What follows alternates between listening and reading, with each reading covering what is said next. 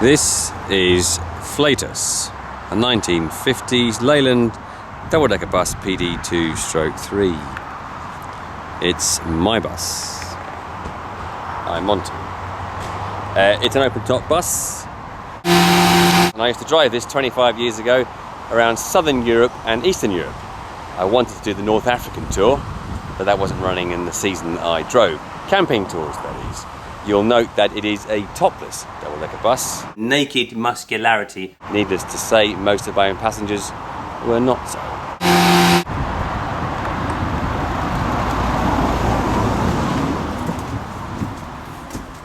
This is my son, Flint. Hello. He'll be filming the rest of this.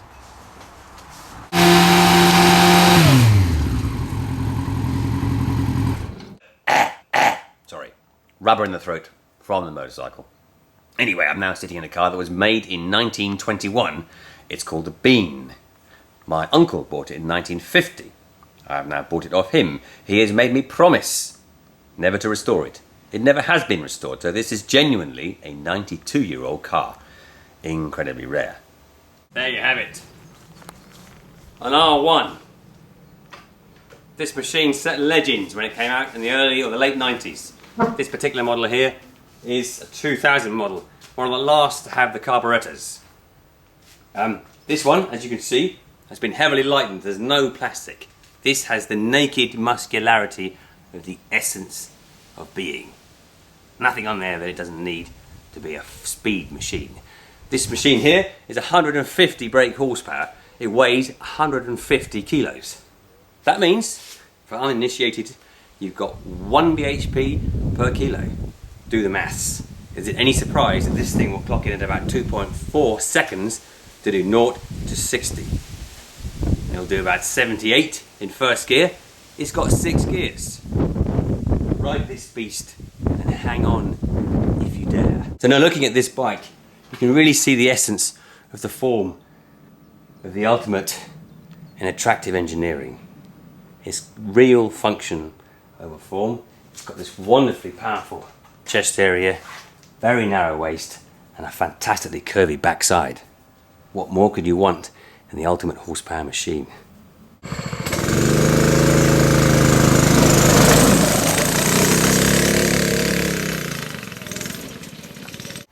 I'm being a bit confused.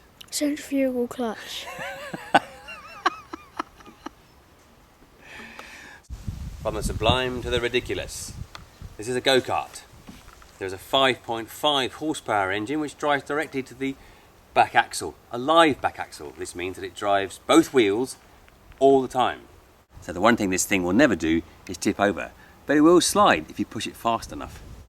In fact, if you want fun in a vehicle with a petrol engine, there is no better way to do it than this in terms of value for money.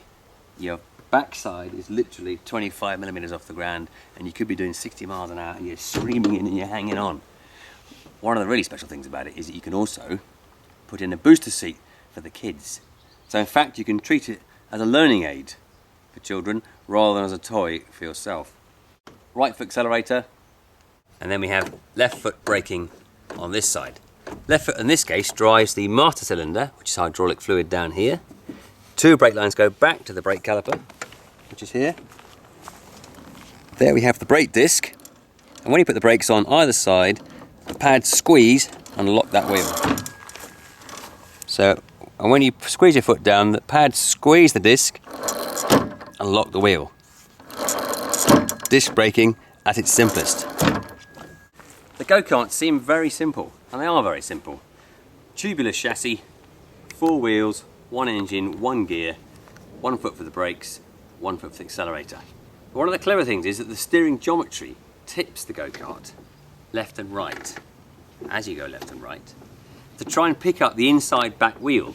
So if you're doing a screaming left-hand turn, what you don't want is that wheel trying to grip because the other wheel is doing all the work, and because there's a live axle they have to go at the same speed. But in practice the radius of the turn is different. So if you're going flat and the wheel's not lifting, the 2 tyres fight each other. You scream around the corner, you twist the steering round, that back wheel is supposed to come off the ground, and the chassis is supposed to allow that. as you go racing. For instance, when they go racing in the dry, they want the chassis really rigid, and all that give is provided by the tubular steel itself.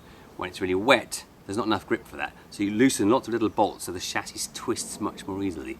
And that's the fine-tuning element of go-kart racing. And action.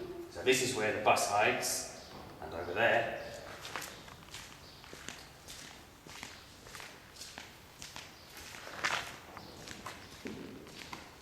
Here we have a Plymouth Grand Fury, Plymouth Cadillac, and a Jaguar custom car that I made for my 21st birthday. Action. So, when you get fed up with your 10-year-old always playing on a computer, what do? Well, I challenged mine, Flint, who you've met, to zap our car, to paint our car, as long as he did it with his mates, and that he planned it and executed it vaguely, professionally. This is what he did. Perfectly good 180 brake horsepower V6 motor car is now something else. And why? Because Flint. I had two of my mates over for the birthday. 2 eyes, nose and mouth.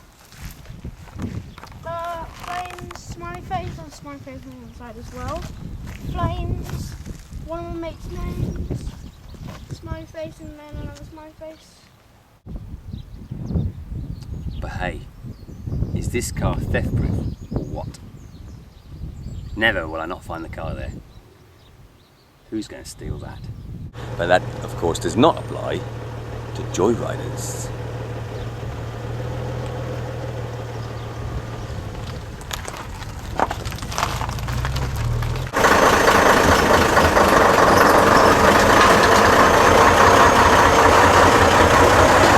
There you go, a Leyland PD3, open top double-decker bus, manual steering, manual gearbox, manual life.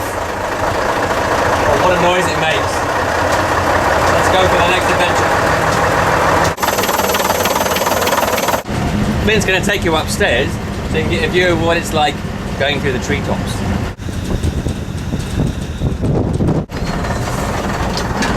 Welcome to the cab of a Leyland double-decker bus. On a roundabout. Oh. Just been for the MOT.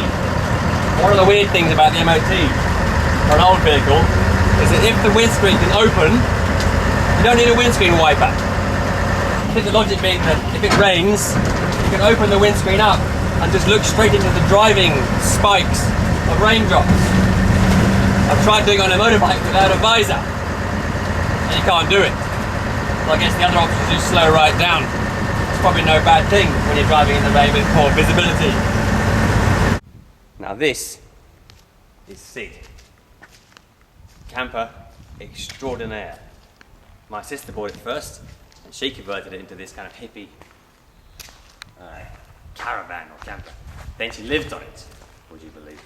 And then she kind of got me to help her fix it, and then she decided she didn't want it anymore.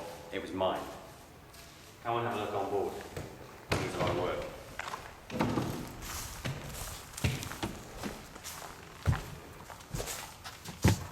That'll do, I think. Well, here we are on board. It used to be a lovely home. Now it's a little more tired. But I think the phrase is, it has potential.